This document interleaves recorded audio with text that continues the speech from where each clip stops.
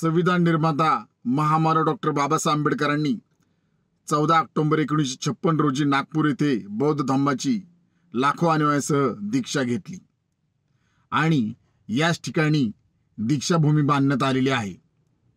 परंतु याच दीक्षाभूमीला वंदन करण्यासाठी भारतातील तमाम आंबेडकरी समाज या ठिकाणी येत असतो। परंतु आल्यानंतर पार्किंगची व्यवस्था नसल्यामुळे आंबेडकरी समाजाची गैरसोय होताना दिसत आहे। परंतु याचमुळे विकास आराखड्यामध्ये दीक्षाभूमी परिसरामध्ये अंडरग्राउंड पार्किंग करणार असल्याचे समजत आहे। परंतु Republican party of India Kharat पक्षातर्फे आम्ही राज्य सरकारला मागणी करत आहे की दीक्षाभूमीजवळील कॉटन रिसर्चची 4.25 एकर जागा दीक्षाभूमी स्मारक समितीला द्यावी, जेणेकरून याच ठिकाणी पार्किंगची व्यवस्था करण्यात येईल, अशी मागणी Republican party of India Kharat पक्ष राज्य सरकारला करत आहे।